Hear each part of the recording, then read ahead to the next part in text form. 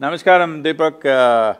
Wonderful to be talking to you. This almost, I don't know if it's 3 years since we met and spoke 2.5 years. That's right.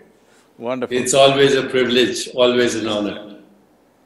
Please tell me, you're the doctor, you're the boss here.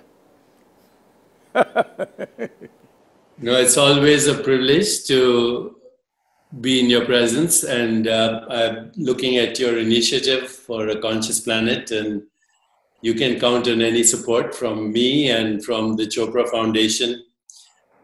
Our goal has always been to reach a critical mass for a more peaceful, just, sustainable, healthier and joyful world. And obviously we can't do that unless we take care of our own ecology, which is inseparable from the ecology of the world. It is, but because I'm a horribly pragmatic person It's true, you're pragmatic. I'm just looking at, right now because I would definitely not approach ecology as something separate from myself in my life, in my experience, nor with people around me. But in the larger world, I think because the situation is so dire, because the biodiversity is collapsing the way it is collapsing, if we want next few generations to see, what I see is, I don't believe the planet is in any kind of danger or anything, that's all our imagination. But human life will suffer immensely in the next 3-4 generations if we don't make the corrections. Even if you make the corrections, for all you know, you may be only postponing the suffering. Maybe you don't want to give it to your children and grandchildren, but you don't mind 5 generations later they're getting it. We don't know, that's not in our hands. Our plan is at least for the next generation, we must leave a better space than the way we have made it right now. In that context, what I saw was, I've been looking at these various, data from United Nations, from various universities and everything. What I see is, this is all PhD stuff. On the ground, if you really ask people, if they have water shortage today in Chennai, they know there is water shortage. But they don't think that's an ecological problem, they think that's a political problem. They think it's a social and political problem, they don't think it's an ecological problem. So in that context, people are aware to some extent, there is water shortage, there is this, that, there is pollution in the city. If you give them enough water and give clean air in the city, they don't care a damn, the entire world is burning up, they don't care a damn, that's where people are. So in my opinion, tell me if I'm wrong, I believe only 1 to 2% of the population is reasonably conscious about what's happening in terms of the damage we are causing to the world. Rest of the people either don't know or don't care.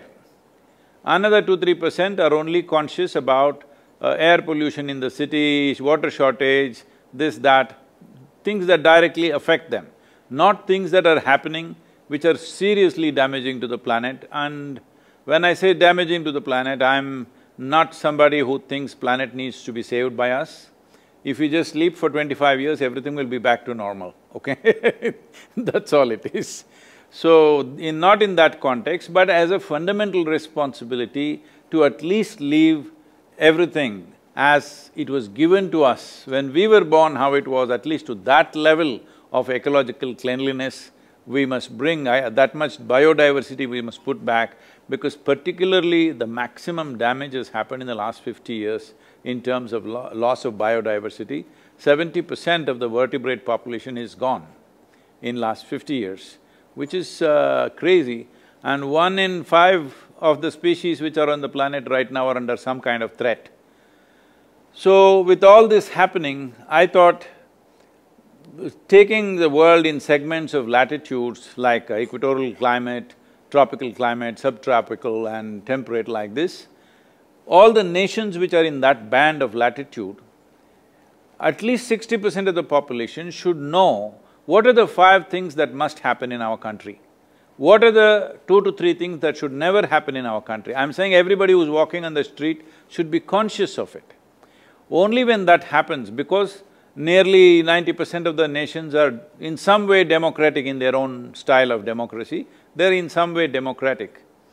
Democratic process means today about 5.26 billion people have franchise, that means they can elect their governments. Among these 5.26, my aim is at least 3 billion people. If you can make them conscious, what are the 5 things that must happen in their nation? If they see anywhere on the street, they must know this is not happening. What are the things that should never happen in their country? They must know this. That means it will become an election issue. So I am looking at all the top 3 political parties in all the nations in the world. We want to approach them and make sure… See, they will not make ecology the number 1 agenda in their manifestos. In their election manifesto, at least number 2 item must be ecological concern. So only when this happens, budgets will get invested, government machinery will be behind it. Without this, what I do, what you do, what somebody else does, is all patchwork for a massive issue. Because unless it happens globally, ecological regeneration doesn't happen in local bits and pieces, it needs to happen at a much larger scale. That will only happen when governments invest their budgets. No government, democratically elected governments are unwilling or hesitant to invest in ecological concerns, mainly because these kind of things will yield results only in 15 to 20 or 25 years, long-term investment. But their lifetime is only 4 to 6 years. So they are only thinking what they can do within those 4 to 6 years. Nobody is willing to invest in something long-term unless a majority of the population stands strongly behind that and says, this is what we want. If that comes from the people only, it will become part of the policy. Once it is policy, there will be budgets and there will be government machinery. That is when real things happen. Otherwise, organizations and foundations can do as much as they want, but I'm not saying it's useless, it is very, very nominal, it's not really phenomenal. If something phenomenal has to happen, I feel in the next 3 to 4 years, it must come into the policy of every nation. At least if economy is number 1 item, number 2 item must be ecology. Sadhguru, as you said, you're a practical man, you're a pragmatist, and this is the most practical thing I've heard with reference to ecological sustainability. So count my support, count the support of our foundation and our network. We are happy to serve in any way. You did mention the PhDs, but even the PhDs are wrong because they're not seeing the issue which is directly at hand, which is our health is directly connected to ecology and the health of future generations. Now we know a lot about what is called epigenetics and how gene modification occurs as a result of environmental damage. Even the COVID-19 mutation is a result of damage to the ecology. So as we can see right now, it's becoming obvious, by the way, that as we have been sequestered in our homes, the ecology is repairing itself. The birds are singing, the fish are returning to their dead lakes. Even the canals of Venice are seeing fish. You can see the stars at night in polluted cities, and it's also becoming obvious that an oil-free economy is possible. We are seeing that when the price of petroleum goes down to less than 0, you know something is happening. So the COVID-19 is a message from the planet. Human beings, unless you fix yourselves, you're in danger. As you said, the planet will take care of itself. Every ecological expert that I have spoken to says that if humans disappeared from the planet, life would flourish on this planet in 5 years. If insects and bacteria and viruses disappeared from this planet, life would stop in 5 years. Life will end. Life will completely end. If the worms… So our health, our economy, social unrest, social justice, economic justice, economy, peace, conflict resolution are directly linked to what you're saying. If we don't do it, we are doomed. No, the greatest conflict that is happening right now is what we call as our economic engine, which is… That's right. Which is a bulldozer engine, which is bulldozing everything. And if you really look at it, I've been talking to lots of business groups and other things. I've been just reminding them, see, this is not just blaming any one person, all of us, every one of us. The way we've been driving, we are drivers without steering wheel in our hands. We don't know where we're going. We simply throttle on, no steering. We don't know where we're going, we're just going. It takes a microorganism for you to stop. You don't have brakes. You don't have brakes, you don't have steering wheel, you're just driving. Does anybody know where are we planning to go as humanity, as economy, as nations? What are we trying to do? There's really no plan, we're only hand to mouth. We did all this science, technology, everything, thinking we will live long-term well-being. But we are still living hand to mouth. Every day, stock market will tell whether we will survive or not survive. It's like a barometer going up and down every day, creating anxiety for thousands of people all over the world. So, in many ways, this is a reminder, yes, but the important thing is, see, this virus right now, because of so much communication, television, internet, everything, virus has become larger than life. Otherwise, many times this could have happened in the past and nobody even noticed. It happened, some people got fever, some people died, some people went on, and life went on this planet, it could have happened 1,000 times. But now because of communication, we are seeing an enlarged version of the virus which is coming like a wrecking ball towards us with thorns in it. So, it is looking like hugely magnified. I am not trying to belittle the danger attached to it. Already, unfortunately, more than 400,000 people are estimated to have died, and many others are in hospitals, at risk. I am not trying to say it is nothing, but it is mainly because one thing is concentration of human populations, another thing is our ability to move from any place to any place. Within a day, I can be in United States or another place. So, whatever happened in Wuhan, within probably weeks, it's all over the place. So, this would have never happened 500 years ago. If it happened in Wuhan, there only it would… 10 people will die and rest will recover and whatever will happen, that's all it would be.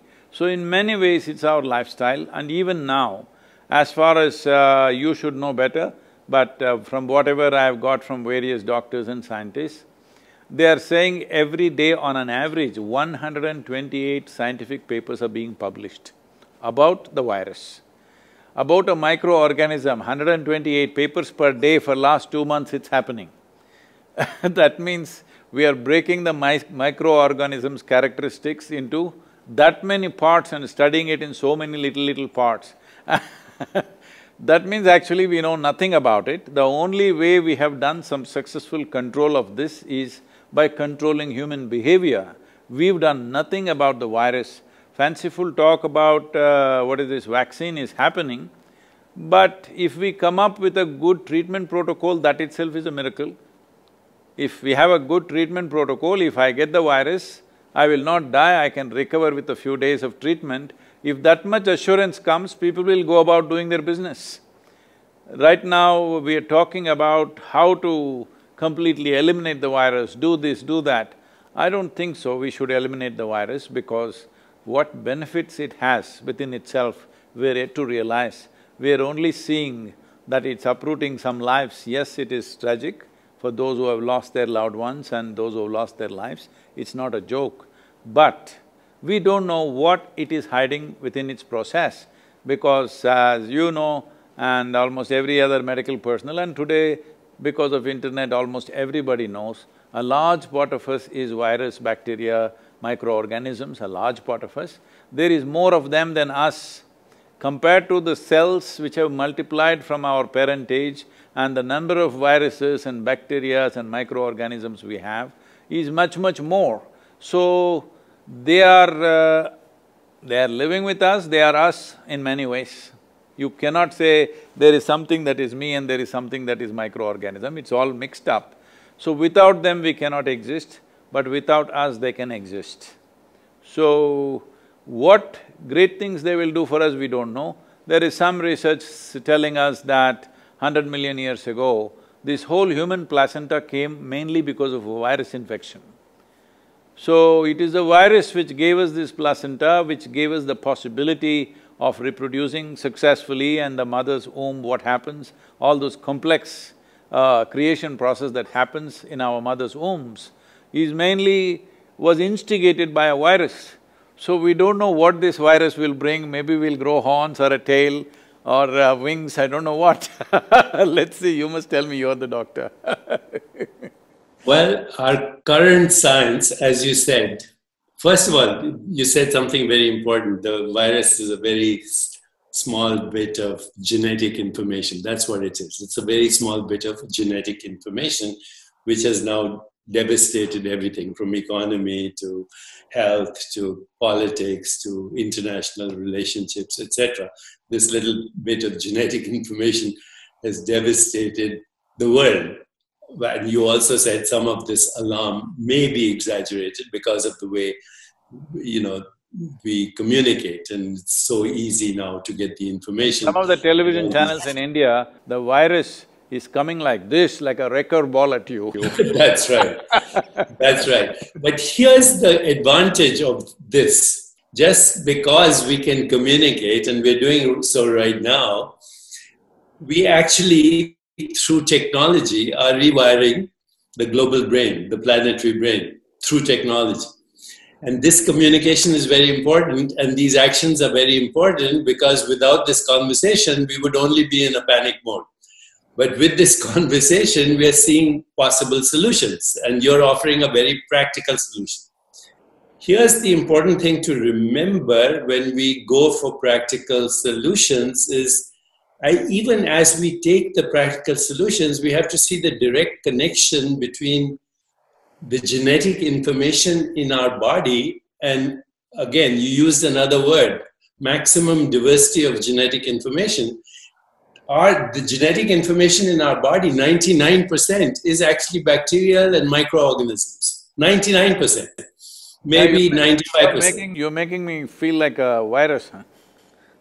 Well, we are, you, Sadhguru, you and I are the awakening of bacterial and virus consciousness.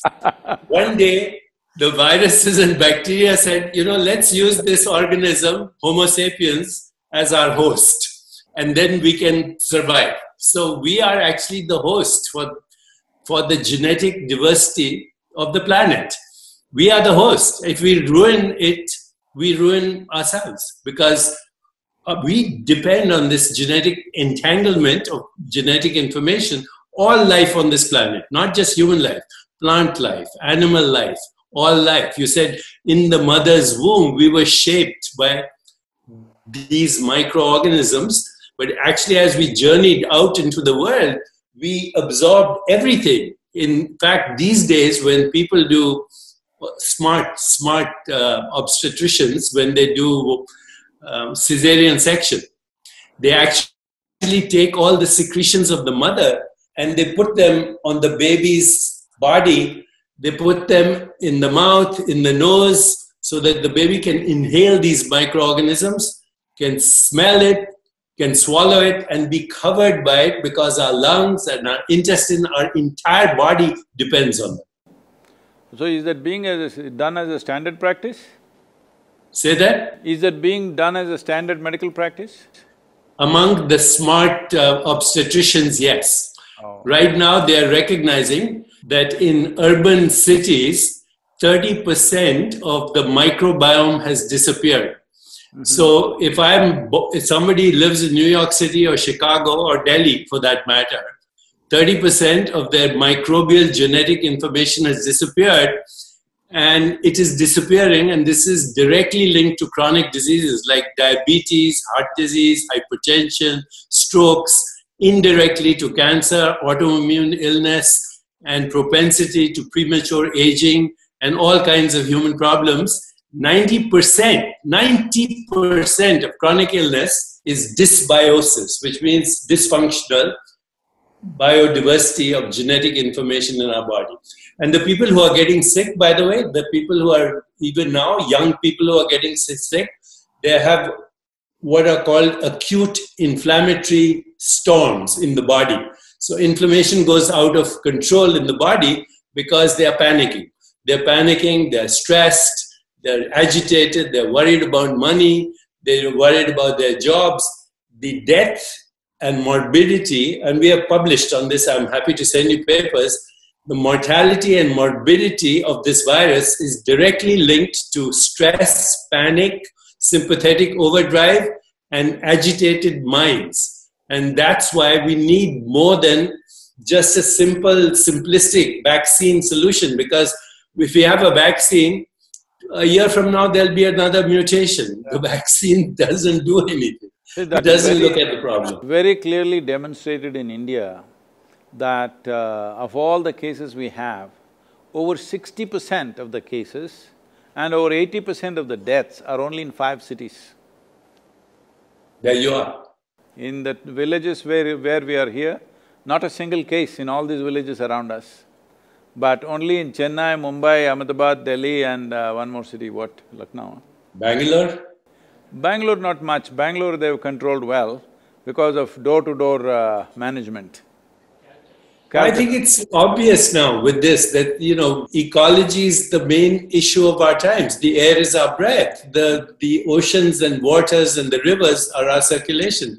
The earth is recycling as our body. Even the atoms in our body were forged in the crucible of stars. So, you have a personal body, you have an extended body, they're both yours. The planet is your body. It's recycling as the ecology and the genetic information and the micro diversity of these organisms, and we're not looking at that. We're looking only at vaccine. There is something little more basic than this genetic information. Even pre that is the elemental stuff in the world. So the entire yogic system, the basis of yogic system is called Bhuta Shuddhi. That is taking charge of the 5 elements of air, water, earth, fire and space. So these Panchabhutas are 5 elements, taking charge of that is the entire yogic system. It's funny because today I had asked everybody to, our traveling group, which is normally referred to as Ishangas, who go out and teach and spread the thing, they're all here now for last 2 months. So I told them to do sadhana, their morning sadhana outdoors. They were all doing outdoor in front of the Adiyogi statue. But in the last few days, the monsoon winds have picked up, it's very heavy here. Like it'll touch 50 kilometers per hour, sometimes up to 70 kilometers per hour in gusts. And also mildly raining, anytime it will rain. We're very close to the mountains. So today morning I went to see how are they doing their sadhana in this wind and rain, but only a small number were there. I asked, what happened? They said too much wind.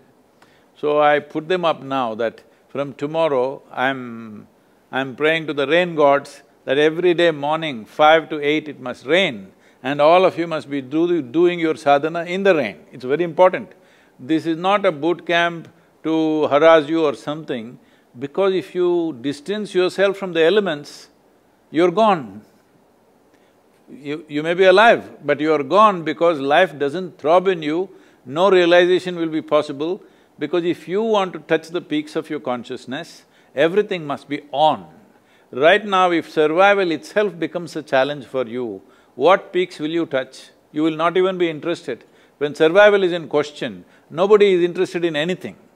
So it's very important that your survival is not even a concern. If you sit here, everything is going on. If this is happening, then only you will want to explore different dimensions of life.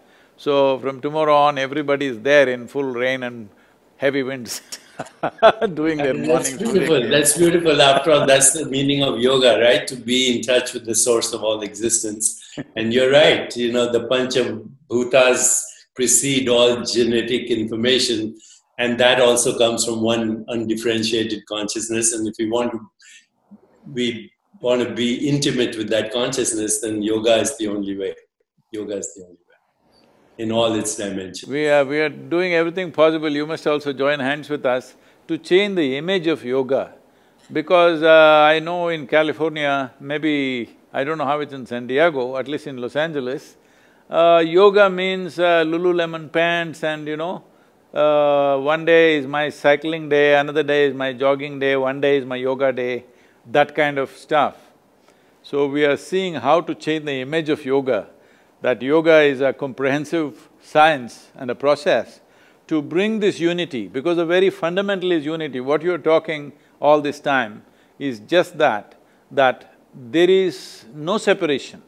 But separation has happened mainly because, it's the magnanimity of the cosmos, it's the magnanimity of the creation, that it gave you an individual experience, though you're as small as a virus compared to the cosmos.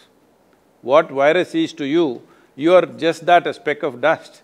But to this speck, an individual experience has been given.